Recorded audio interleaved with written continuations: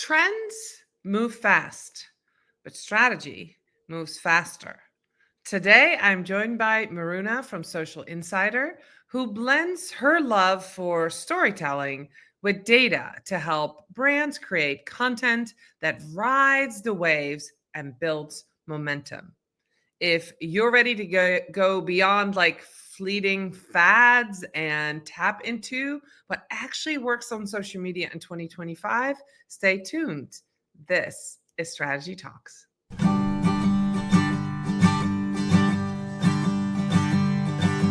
Let's strategize together. Let's hear it from an expert. Join the conversation, it's informative and free. You and me, let's talk some strategy.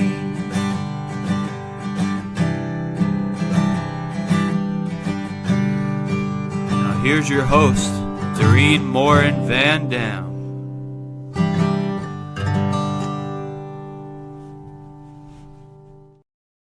Hello, everybody. My name is Doreen Morin-van, and I am the host of Strategy Talks.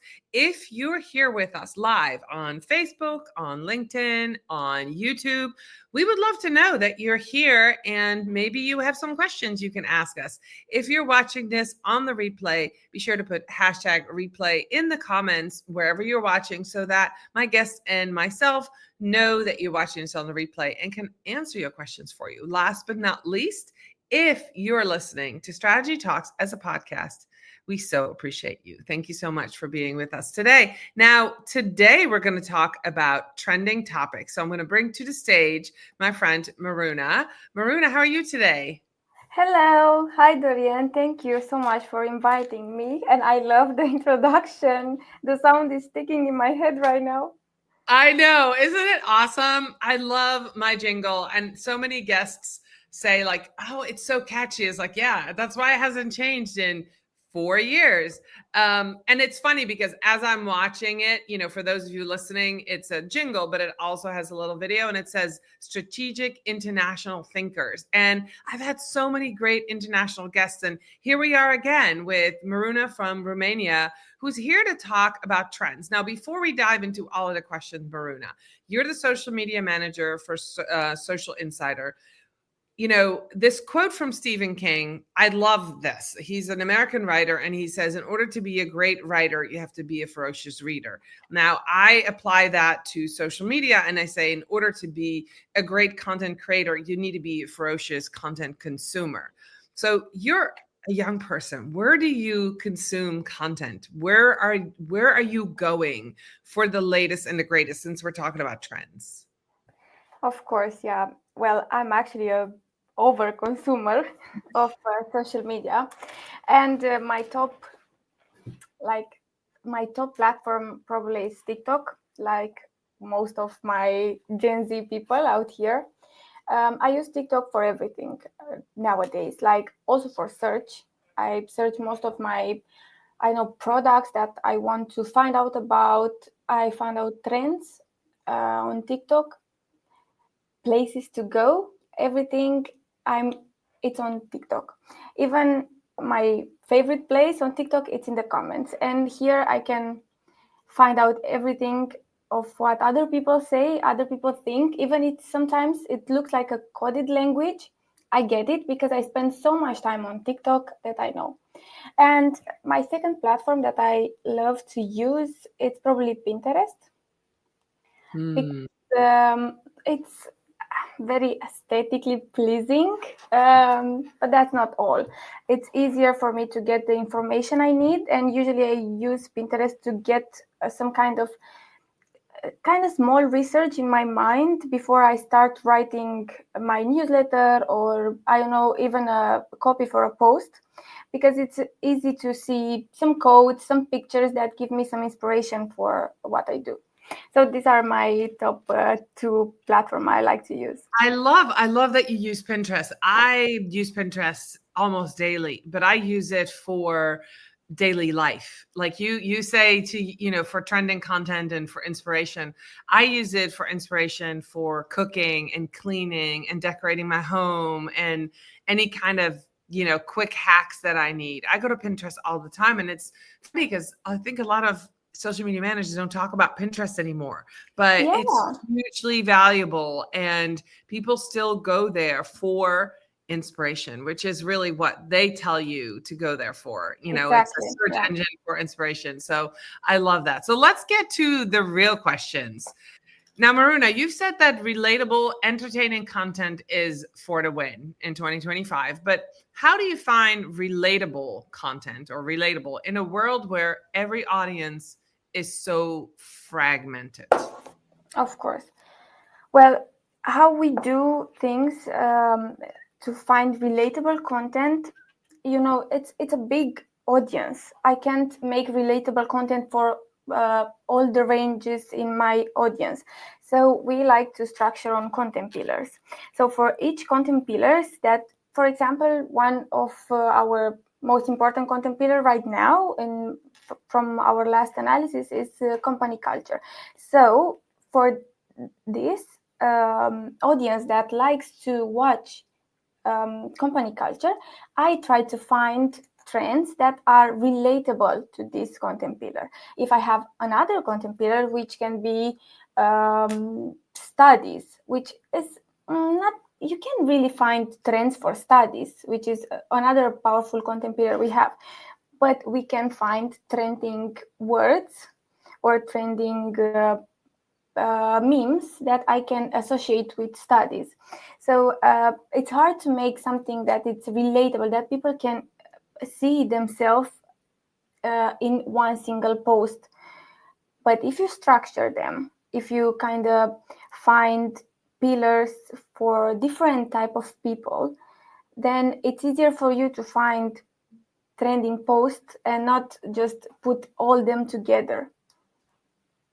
Okay, that makes a lot of sense. I love that, how you broke that down. So you have the content pillars first, and then say one of them is, we are going to talk about company culture. We're going to show company culture, but then we're going to tap into trending content to show the company culture. Instead of just saying, hey, here is a behind the scene video.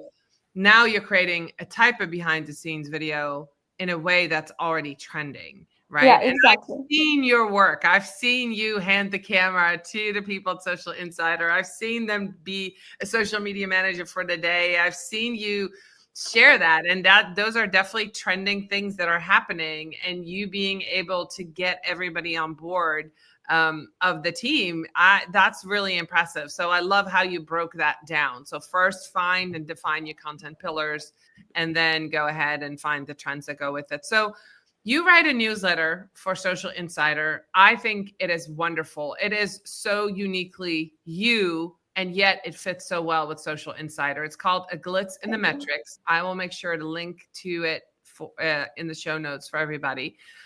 It dishes out weekly hot takes. And then the question for me, and it really has your voice to it, Miruna. I really applaud you for finding that right voice. Now, what is one glitchy metric or one metric that marketers like us obsess over, but probably shouldn't?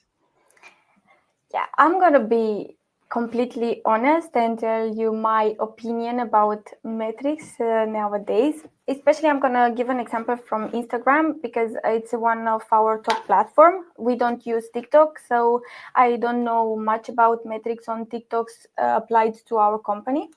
But for me, reach right now is I won't say a vanity metric, but I can say a glitchy metric, because what can I say? Reach is exactly like, you see your crush at the party, but engagement is when the crush come and speak to you. So people just scroll and see your content, but most important metrics right now are shares, comments, and even DMs or saves. These are the metrics that we focus on right now, because reach, especially on Instagram, is not working anymore. It doesn't show us anything. Just people, okay, they saw us, they saw what I post, but Then what? Give me more. Yeah, I can't follow this lead. So I can say that reach is for me a glitchy metric. Okay. I love that answer. That's awesome. So let's talk about trend jumping, which is what you do when you copy a trend, versus trend setting, when you create something that others want to emulate, right? Is there a moment that you intentionally ignore a trend? And is that something that has paid off for you before, where you're seeing a trend, you're trying to make sure, we're trying to figure out if it fits with, the parameters of Social Insider, would that work or not? And then it didn't, and then you were glad you did. Has there been one of those moments that you're like, "Whew, I'm glad I didn't jump on that one"? Actually, yes. So every time I research for new trends, especially like videos or even carousels, I try to match with the Social Insider values and the tone of voice and our company culture. But even if I do like some trends, I can match them. So sometimes I can see from other pages that the trending post is very popular, it's becoming viral, but I can't present it for our brand because it just like slide from our values. So in that moment, I say, "Oh, of course, I love this trend, but I cannot post it for us." Even sometimes, because my mind is like playing with me, sometimes I say, maybe I can turn around this trend and make it perfect for our voice.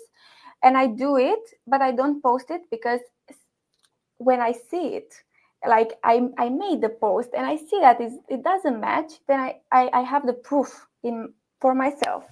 Yeah. Even if it takes some time, maybe it takes me like, I don't know, 1 hour, but that hour convinced me, and maybe it's an important decision for our brand that I should not post that trend. So sometimes I see a lot of popular videos and I can make it. They are not hard to make it and they are very predictable, but of course I have to talk also with my manager, but I have a very nice manager, so usually Adina let me play with my creativity and join trends. But if someone is in a bigger team, they have to ask for approval for trends. So to avoid trends in that way, maybe it's easier than when you're in a small team and you have to talk with one person and ask for permission. Yeah, so actually that's a great follow-up topic. So, you either jump on the trend right away when you see it, or you need to leave it be, right? So you just mentioned you have a smaller team, you have a nice manager. If you convince, or if you need to even convince, if you talk to your manager and you says, I have this idea for a trend, the decision that's made for you or with you is quick. Am I correct to assume that it's a Yes. quick yes Yes. or no, or go try and show me? Whereas some of us who work with different kind of companies, we would need to get an approval from a stakeholder. And I work with some nonprofits. A lot of times, especially for specific type of content, we need to get the board involved and get their approval. Now, it's one thing to get a CEO into a meeting and say, hey, we have this piece of content or this idea, we want to do it. It's another whole thing to create a post and then get it in front of a whole board and have them to agree. Trending content will never make it. So Yeah. I love for you that you have that. So if you're watching, if you're listening, and you do have a small team, trends is one thing that you can really take advantage of if you have a small team, because you'll be much more agile and you are quicker to respond when you see something. So I love that. So let's go into the next question. When you have this, you, Miruna, have this beautiful blend of creativity and data at Social Insider. Now, when was the last time data completely surprised you, whether in a study or something you just mentioned in the green room, you're getting ready to analyze Q2 data? When was the last time data completely surprised you? Yeah, so probably in my last analysis for the first quarter of the year, I did an analysis for Instagram, which is playing with me lately. And I thought I can figure out a way to get new followers because this was one of my goals. And I saw actually what I told you about content pillars, that we have the content structure on content pillars.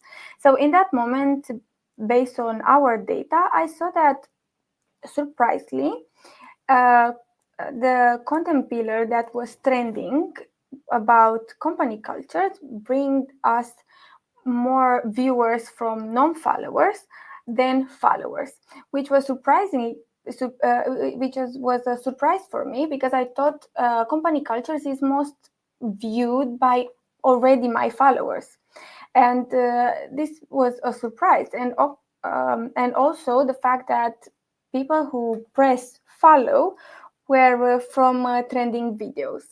So even from studies, when we have the post about studies, it was also from non-followers, and this was a surprise. And it's a surprise because you thought that either Instagram wouldn't serve it to them, or you thought that only followers would get the inside joke almost, right?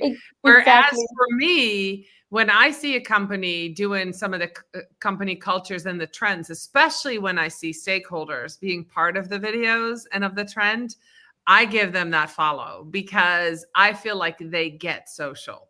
That's why, and maybe that gives you some insight, but I want to reward that social media manager or the social media team who's gotten everybody involved, who obviously gets it, who gets what is needed and gets that company culture across to the viewer. So I personally would reward that myself. So maybe that is the insight that you needed there of Yeah, why that happened. yeah, exactly. Because we And know it's a because lot of work. and because of this, we started a new strategy on stories, and to reward our new followers and post even more company culture funny videos, or maybe insights or gossip. Like, I like to tell that they are gossips, but they are not, of course. But because of this insight, we start, and actually I start testing new trending content on stories to see how they react, and then post it in the main feed. So that's because of data. Everything is happening because of data. Well, and now with the stories, you're also rewarding people who follow you to see the stories first, and then Exactly. and then it goes in the feed. That's really awesome. Thank you so much. These are some great insights that we're getting about trending topics. So, you started storytelling. You gave me your bio early on the radio as a kid. How does that early broadcasting instinct that you clearly have, Miruna, show up in your work today? um, I also want to say a story first. So I start radio when I was little, because I've been. It was because I said a lie, and my mom said, "You have to work because you lied to me. You have to work." So it was kind of, uh, I don't know. She punished me Mhm. to have a work, and my mom saw that I talk a lot. So I said, okay, we have a radio station in our small town where I been at that time, so you can work there. And I learned a lot of stuff when I was a kid, to how to use my voice. I had a little kids show, and now I do the same thing, but I don't talk, I write. And I I blend so many things from my childhood spent there at radio in my writing, because every time I write in my newsletter, I think that I'm in front of my audience, and they are my friends, exactly like in my kids' show. They are my friends, and they are not professionals. They are not, I don't know, stakeholders. They are my friends, and I have to talk with them exactly like I talk with you right now, or with my friends back at home. Not big words, not I don't know, fluffy words, even to say jokes or to have inside jokes. And this is the thing that I've learned, that all your listeners and now your readers are your friends. And the best way to reach them is by being a human. Wow. That's good. That's awesome. Well, that comes really through when your newsletter gets delivered to my inbox. I get a lot of newsletters and I don't read every single one of them. I open quite a few and skim them, but yours I read. And actually, I've clicked on the music that you put in there because I love all the songs. So Thank you. that is, again, for somebody who doesn't do some of that research or is perfectly on top. I'm a different generation than you, obviously. So when I want to be in the know of what people from your generation think, I have children your generation, right? So when you feed me that information in a nice way for me to click on things and to learn things, it's really making me feel good. But the music especially, I'm like, why am I clicking? I'm like, last time she gave me some good music, so I'm going to click on this again. So I just want to tell you it's working. You're talking to me like my friend. Of course, we are friends because we've had meetings before. But I think that is really, really powerful. I love that. You took your radio skills, and when you write like you were on the radio talking to that one person. So Yeah. absolutely love that. So let's play a little game. It's called Content Roulette. I'm going to give you can keep one. You can either give a trending, you can keep a trending format, one spicy metric, or one social media platform, but you can only keep one. Okay. Which one would it if you have to create some content? Trending format, spicy metric, or one social platform? I know this is hard because you need all three. Yeah, okay. I'm going to pick the first one, the trending Okay. format. All right. Okay. So because you think a trending format on one platform will go on basically any platform. Not really all, but for example, what is working on TikTok in the first place is going to work on Instagram. It's kind of the same, but with 2 weeks margins. Yeah. Okay. That makes sense. So talking about trends, is there a trend that everybody is copying right now? We're live. It is July 15, 2025. Is there something that everybody's copying, but they're getting totally wrong? Or if not right now, have you seen a trend that has gone wrong or that people just don't really get or are not doing right? Right now, exactly like 2 minutes before I enter here, I saw there is a new trend on TikTok with a meme. Maybe I can link here later on. It's very funny. I'm gonna put also tomorrow in the newsletter. But gone wrong, I don't think I've seen in the last let's say 1 week since I did my research. But of course there were a lot of trends going wrong because it didn't match with like everyone trying to be Duolingo sometimes, and it doesn't fit, and you have to keep your own voice even if you are funny, but keep your own personality, your brand personality and values. And I've seen even they are trying to be mean. I don't really like this strategy. Like there are some brands like Monzo Bank, they are mean sometimes, but they are doing great. It's matching with them, and it's funny. I don't see it very offensive, but when I see being mean sometimes as a brand, and I don't know much about this brand, I can feel offensive for saying that as a brand. So it's good to stay to your one personality.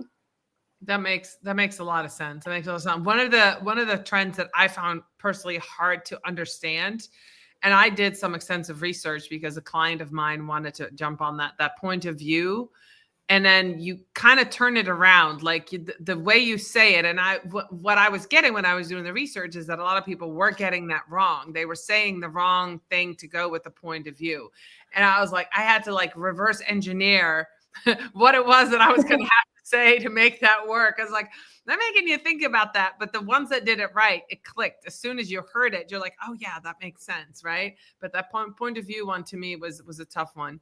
So Miruna, you work with tons of benchmark data. So when you look at the best performers on social, what don't we see in the numbers that actually matters most? So when you thinking about benchmark data and then best performers on social, is there something we don't see that matters? Maybe not necessarily numbers, but what comes out of the numbers? Okay, so what I like to do is when I do my monthly analysis, I look, of course, at my best performance content. And I look at my goals in terms of numbers, and see if I can reach the yearly goal. And if I see that I can't, like, is there a problem in that month? I try to see the problems. And then I look also at the, let's say, not very good performing post and try to see what are the difference. And sometimes it surprises you, but they are not a big difference. And after we look at benchmarks. So if, for example, I stand right now at a, I don't know, 1.2 engagement rate, and the benchmark is 2, let's say, is not this, but I'm just giving an example for one platform, then I'm lower than the whole benchmark. What we don't see sometimes is probably the why behind. So why the same post, like the same category of post, maybe sometimes the same content pillars, why one post which is exactly the same like the other perform well and the other don't? Like, what's the catch here? And sometimes it's not even your fault. Maybe it's sometimes something happened, but I think sometimes we fall with numbers and we can't find the why behind the reason. Right. And then sometimes, do you ever look at, when you're looking at engagement, do you still care of where your audience lives, time of day that you post? Like, we haven't really talked about that as far as trending topic, but I just started noticing I have a couple of new connections that are on the West Coast of the US. And so when I go to bed at 10 o'clock at night, it's after dinner for them, 7 o'clock, and they're very active and posting. Now you're in Europe. So what, in your audience, some of your audience in the US. So when we talk about trending topics, but also engagement rate and posting, that is just another piece to the puzzle. Have you figured that out for Social Insider? I think I have figured out some of your strategy because I follow you very closely, Social Insider, you, Adina, I see when you post. But can you elaborate on that for a minute? Of course, most of our audience right now on social media is from the US and UK. So I kind of have to find a way in between. Like, even when it's in Europe and one, of course, it's US, I have to find out an hour where they're, maybe it's not their best hour, but they will see in the For You page at one time. So this is what I follow, the date. Sometimes it show you like the best time to post for your audience, but you have multiple location for your audience, so you have to find the perfect hour for both, because otherwise, why can you do? And also, where are they from? Because like you said, you maybe have new connection and you have to refresh every time your audience. Maybe right now it's from US, but from 6 months, maybe the audience place will change. So it's an important date.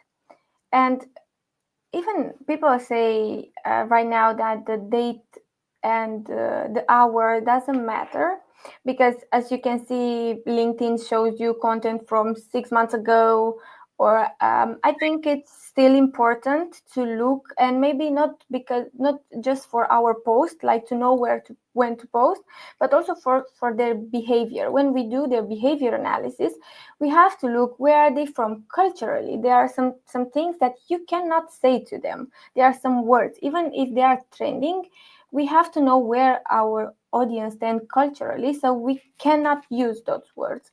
And also for them to understand exactly like you said, when is their lunchtime, when maybe we are stalking them a little bit, but it's useful.